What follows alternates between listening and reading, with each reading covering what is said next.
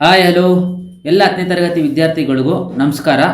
ನೋಡಿ 10th final exam final preparation. ಇವತ್ತು ನಾವು most important questions in English. ಇವತ್ತು ನಾವು ಇಂಗ್ಲೀಷಲ್ಲಿ ಎಕ್ಸಾಮ್ಗೆ ಬರುವಂತಹ ಕ್ವಶನ್ಸ್ನ ನಾವು ಇವತ್ತು ಡಿಸ್ಕಸ್ ಮಾಡ್ತಾ ಇದ್ದೀವಿ. ಯಾವ ಥರ ಕ್ವಶನ್ಸ್ ಬರುತ್ತೆ ಅಂತ ನಾನು ನಿಮಗೆ ತಿಳಿಸ್ಕೊಡ್ತೀನಿ. ಇದೇ ರೀತಿಲಿ ಓದಿದ್ರೆ ಪಾಸ್ ಆಗೋಕ್ಕೇನು ಇಂಗ್ಲೀಷಲ್ಲಿ ಮೋಸ ಇಲ್ಲ. ನೋಡಿ, ಇಂಗ್ಲೀಷು ಒಂದು ಸ್ಕೋರಿಂಗ್ ಸಬ್ಜೆಕ್ಟು. ನಾವು ಇಂಗ್ಲೀಷಲ್ಲಿ ಏನಿಲ್ಲ ಅಂತ ಹೇಳಿದ್ರು 80ಗೆ 75+ ತೆಗೆದ್ರೆ ನಮ್ಮ ಪರ್ಸೆಂಟೇಜ್ ಕೂಡ ತುಂಬ ಚೆನ್ನಾಗಿ ಬರುತ್ತೆ. ಓಕೆನಾ? ಅದಕ್ಕಾಗಿ ನಾವು ಇಂಗ್ಲೀಷ್ನ ಬರೀ ಪಾಸ್ ಆಗೋ ಥರ ಓದಬೇಡ್ದು, ಯಾವ ಥರ ಸ್ಕೋರಿಂಗ್ ಮಾಡಬೇಕು ಅಂತ ಸಹ ನಾನು ಹೇಳ್ಕೊಡ್ತೀನಿ. ಫಸ್ಟು ಇವಾಗ ನಾವು ಮೋಸ್ಟ್ ಇಂಪಾರ್ಟೆಂಟ್ ಕ್ವಶನ್ಸ್ ಇಷ್ಟು ಓದಿದ್ರೆ ಇಂಗ್ಲೀಷಲ್ಲಿ ಆರಾಮಾಗಿ ಪಾಸ್ ಆಗ್ಬೋದಪ್ಪ. ಬನ್ನಿ ಮೋಸ್ಟ್ ಇಂಪಾರ್ಟೆಂಟ್ ಕ್ವಶನ್ಸ್ನ ಡಿಸ್ಕಸ್ ಮಾಡೋಣ. ನೋಡಿ, first letter writing 5 marks. Formal letter and informal letter option ಇರುತ್ತೆ. ನೀವು ಇನ್ಫಾರ್ಮಲ್ ಲೆಟರ್ ಬರೀರಿ, ತುಂಬ ಈಸಿ ಇದೆ. ಓಕೆನಾ? ಪ್ರಾಕ್ಟೀಸ್ 1-2 ಸಲ ಪ್ರಾಕ್ಟೀಸ್ ಮಾಡಿದ್ರೆ ಕಲ್ತ್ಕೊಬಿಡ್ತೀರಾ ನೀವೇನೆ. ನಿಮ್ಗೆ ಗೊತ್ತಿಲ್ಲ ಅಂತ ಹೇಳಿದ್ರೆ ಕಮೆಂಟ್ ಸೆಕ್ಷನಲ್ಲಿ ಕಮೆಂಟ್ ಹಾಕಿ. ಲೆಟರ್ ರೈಟಿಂಗ್ ಅಂತಾನೆ ಒಂದು ಕ್ಲಾಸ್ ಮಾಡಿ ನಿಮಗೆ ತಿಳಿಸ್ಕೊಡ್ತೀನಿ. ನೋಡಿ, ಫಸ್ಟ್ ಲೆಟರ್ ರೈಟಿಂಗ್ ಬರೀರಿ. ಸೆಕೆಂಡ್ ನೋಡಿ, ಪ್ಯಾಸೇಜ್ ಡೆಡ್ ಈಸಿ. ಅಲ್ಲೇ ಪ್ಯಾರಾಗ್ರಾಫ್ ಕೊಟ್ಟಿರ್ತಾರೆ, ನೀಟಾಗಿ ಓದ್ಕೊಂಡು ನೀವು ಕೆಳಗಡೆ ಕ್ವಶನ್ಸ್ ಕೊಟ್ಟಿರ್ತಾರೆ, ಅಲ್ಲಿ ಆನ್ಸರ್ ಮಾಡಿದ್ರೆ ಆಯಿತು. ಅಲ್ಲೇ ಆನ್ಸರ್ ಇರುತ್ತೆ, ಅದು ಹುಡುಕ್ಬಿಟ್ಟು ನಾವು ಕರೆಕ್ಟ್ ಆನ್ಸರ್ನ ನಾವು ಬರೆದ್ರೆ ಮುಗೀತು. ನೋಡಿ, ಪ್ಯಾಸೇಜ್ ಬರೆದ್ರೆ 4 ಮಾರ್ಕ್ಸು, ಲೆಟರ್ ರೈಟಿಂಗ್ ಬರೆದ್ರೆ 5 ಮಾರ್ಕ್ಸು. ಈಗ ನಾವು ಎಸ್ಸೆ ನೋಡಿ, ಎಸ್ಸೆ ರೈಟಿಂಗ್ 4 ಮಾರ್ಕ್ಸು. ಎಸ್ಸೆ ಕೊಟ್ಟಿರ್ತಾರೆ. ಏನು ಎಸ್ಸೆ? ಒಂದು ಏರ್ ಪೊಲ್ಯೂಷನ್ ಇರ್ಬೋದು, ನೆಕ್ಸ್ಟು ನಮ್ಮ ಇಂಡಿಯನ್ ಕಲ್ಚರ್ಸ್ ಬಗ್ಗೆ ಇರ್ಬೋದು, ಇಲ್ಲ ಅಂದರೆ ಸ್ಕೂಲ್ಸ್ ಬಗ್ಗೆ ಇರ್ಬೋದು, ಇಲ್ಲ ಎನ್ವಿರಾನ್ಮೆಂಟ್ ಬಗ್ಗೆ ಇರ್ಬೋದು. ಎಸ್ಸೆ ಕೊಡ್ತಾರೆ, ಆರಾಮಾಗಿ 1 ಪೇಜ್ ಎಸ್ಸೆ ಬರೀಬೋದು. ಇದೆಲ್ಲ ಈಸಿ. ಎಸ್ಸೆ ಆಗಿರ್ಬೋದು, ಲೆಟರ್ ರೈಟಿಂಗ್ ಆಗಿರ್ಬೋದು, ಪ್ಯಾಸೇಜ್ ಆಗಿರ್ಬೋದು. ನೋಡಿ, ಇವಿಂದನೇ ಆರಾಮಾಗಿ ಪಾಸ್ ಆಗ್ಬಿಡ್ಬೋದು ನಾವು. ನೆಕ್ಸ್ಟ್ ನೋಡಿ, ಪೋಯಮ್ಮು 4 ಮಾರ್ಕ್ಸ್ ಕೇಳ್ತಾರೆ. ಯಾವ ಪೋಯಮ್ ಕೇಳ್ತಾರೆ ಅಂತ ಕೂಡ ನಾನು ಹೇಳ್ಬಿಡ್ತೀನಿ. ನೋಡಿ, blind boy or ballad of the tempest. ಇವೆರಡರಲ್ಲಿ ಯಾವ್ದಾರ ಒಂದು ಪೋಯಮ್ ಪಕ್ಕ ಬಂದೇ ಬರುತ್ತೆ. ಓಕೆನಾ? ಯಾಕಂದ್ರೆ ಹೆಂಗೆ ಹೇಳ್ತಾ ಇದ್ದೀನಿ ನಾನು ಅಂತ ಹೇಳಿದ್ರೆ, ಪ್ರೀವಿಯಸ್ ಇಯರ್ ಕ್ವಶನ್ ಪೇಪರು ತೆಗೆದು ನೋಡಿ ಅಂತ ನಾನು ಅವತ್ತಿಂದನೂ ನಾನು ನಿಮ್ಗೆ ಹೇಳ್ತಾ ಇದ್ದೀನಿ.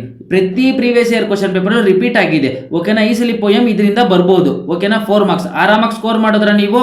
ನೆಕ್ಸ್ಟ್ ನೋಡಿ, ಪ್ರೊಫೈಲ್ ರೈಟಿಂಗ್ 3 ಮಾರ್ಕ್ಸ್. ಏನಿದು ಪ್ರೊಫೈಲ್ ರೈಟಿಂಗ್ ಅಂತ ಹೇಳಿದ್ರೆ, ಫಾರ್ ಎಕ್ಸಾಂಪಲ್ ಒಬ್ರು ನೇಮ್ ಯಾರಿದು, ರವೀಂದ್ರನಾಥ್ ಟ್ಯಾಗೋರ್. ಅವರು ಎಲ್ಲಿ ಹುಟ್ಟಿದ್ರು, ಅವರು ತಂದೆ ತಾಯಿ ಹೆಸರೇನು, ಅವ್ರ ಕೆಲಸ ಏನು ಮಾಡ್ತಿದ್ರು, ಅವ್ರು ಯಾವಾಗ ಡೆತ್ ಆದ್ರು, ಅಂಡ್ ಅವ್ರು ಏನೇನು ಅವಾರ್ಡ್ ತಗೊಂಡ್ರು ಅಂತ ಪಾಯಿಂಟ್ಸ್ ವೈಸಲ್ಲಿ ಕೊಟ್ಟಿರ್ತಾರೆ. ಅದನ್ನ ನೀವು ಪ್ಯಾರಾಗ್ರಾಫಲ್ಲಿ ಬರೀಬೇಕಷ್ಟೇ. ನೀಟಾಗಿ ಆರಾಮಾಗಿ ಬರೀಬೋದು. ಇದು ನೋಡಿ, ಇದು ಆರಾಮಾಗಿ ಬರೆದ್ರೆ 3 ಮಾರ್ಕ್ಸ್ ನಿಮಗೆ ಇಲ್ಲೇ ಪಾಸ್ ಆಗ್ಬಿಡ್ತೀರಾ ನೀವು. ನೆಕ್ಸ್ಟ್ ನೋಡಿ, ಹಂಗೆ ಬನ್ನಿ. ನೋಡಿ, ಸ್ಟೋರಿ ಬಿಲ್ಡಿಂಗ್ ಯೂಸಿಂಗ್ ಕ್ಲಬ್ಸ್. ತುಂಬ ಈಸಿ ಇದು, 3 ಮಾರ್ಕ್ಸು. ಏನಪ್ಪ ಇದು ಅಂತ ಹೇಳಿದ್ರೆ, ನೋಡಿ, ಒಂದು ಸ್ಮಾಲ್ 3 ಲೈನ್ಸ್ ಮೆಸೇಜ್ ಕೊಟ್ಟಿರ್ತಾರೆ. ನೋಡಿ, for example A hungry dog ಅಂತ ಕೊಟ್ಟಿದ್ದೀರ, ನೀವು ಒಂದು ಸ್ವಲ್ಪ ಸೆಂಟೆನ್ಸ್ ಫಾರ್ಮೇಷನ್ ಮಾಡ್ಕೊಂಡು ಹೋಗ್ಬೇಕಷ್ಟೇ.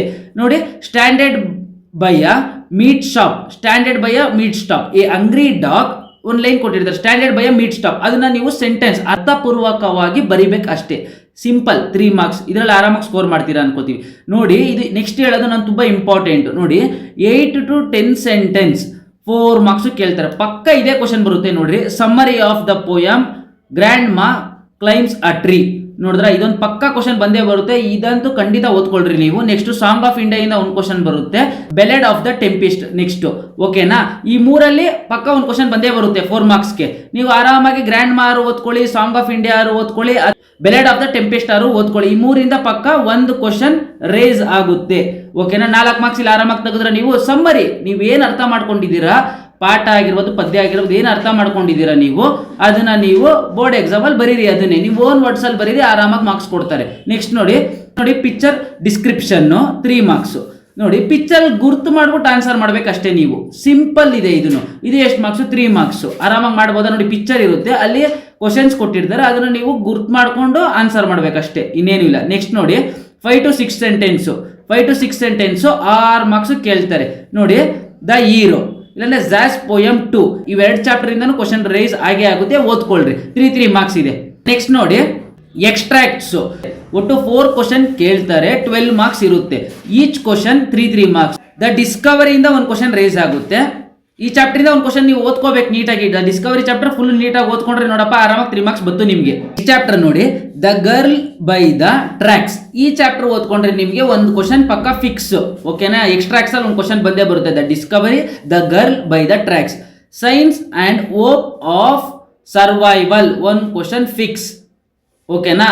ಈ 3ರಿಂದನೂ ಒಂದೊಂದು ಕ್ವಶನ್ ಫಿಕ್ಸ್. ಏನಿಲ್ಲ ಅಂದ್ರೆ ನೀವು ಇಷ್ಟು ಓದಿದ್ರೆ 50 ಮಾರ್ಕ್ಸ್ ಖಂಡಿತ ಬಂದೇ ಬರುತ್ತೆ ಎಕ್ಸಾಮ್ ಅಲ್ಲಿ. ನೋಡಿದ್ರಾ, ಇಷ್ಟೇ ಇಂಪಾರ್ಟೆಂಟ್ ಕ್ವಶನ್ಸ್ ಇಂಗ್ಲೀಷಲ್ಲಿ. ನಿಮಗೆ ಸ್ಕೋರಿಂಗ್ ಜಾಸ್ತಿ 50ಗಿಂತ ಅಬೋವ್ ತೆಗಿಬೇಕು ಅಥವಾ 75+ ತೆಗಿಬೇಕು ಅಂದರೆ ಕಮೆಂಟ್ ಸೆಕ್ಷನಲ್ಲಿ ಕಮೆಂಟ್ ಹಾಕಿ, ನಾನು ಇನ್ನೂ ಇಂಪಾರ್ಟೆಂಟ್ ಕ್ವಶನ್ಸ್ನ ನಾನು ನಿಮ್ಮ ಜೊತೆ ಡಿಸ್ಕಸ್ ಮಾಡ್ತೀನಿ. ಗ್ರಾಮೀಣ ಮಕ್ಕಳಿಗಾಗಿರ್ಬೋದು, ಸಿಟಿ ಮಕ್ಕಳಿಗಾಗಿರ್ಬೋದು ಈ ವಿಡಿಯೋನ ಶೇರ್ ಮಾಡಿ. ಯಾರ್ಯಾರಿಗೆ ಇಂಗ್ಲೀಷು ತುಂಬ ಕಷ್ಟ ಇದೆ ಅವರು ಫಸ್ಟು ಇಷ್ಟನ್ನು ಓದ್ಕೊಳ್ಳಿ. ಇಷ್ಟು ಓದ್ಕೊಂಡಾದ್ಮೇಲೆ ಮುಂದೆ ಕಮೆಂಟ್ ಸೆಕ್ಷನಲ್ಲಿ ಕಮೆಂಟ್ ಹಾಕಿ, ನಾನು ನಿಮಗೆ ಹೆಚ್ಚಿನ ಮಾರ್ಕ್ಸ್ ಹೇಗೆ ತೆಗೆಯುವುದು ಅಂತ ನಾನು ನಿಮಗೆ ಹೇಳ್ಕೊಡ್ತೀನಿ. ಓಕೆನಾ? ಈ ವಿಡಿಯೋ ಪ್ರತಿಯೊಬ್ಬರಿಗೂ ಶೇರ್ ಮಾಡಿ, ಹಾಗೆ ಸಬ್ಸ್ಕ್ರೈಬ್ ಮಾಡಿರಿ. ಗ್ರಾಮೀಣ ಮಕ್ಕಳಿಗಾಗಿರ್ಬೋದು, ಸಿಟಿ ಮಕ್ಕಳಿಗಾಗಿರ್ಬೋದು ಈ ವಿಡಿಯೋನ ಶೇರ್ ಮಾಡಿ. ಕಾರ್ತಿಕ್ ನಾಗರಾಜು ಕಡೆಯಿಂದ ಧನ್ಯವಾದಗಳು.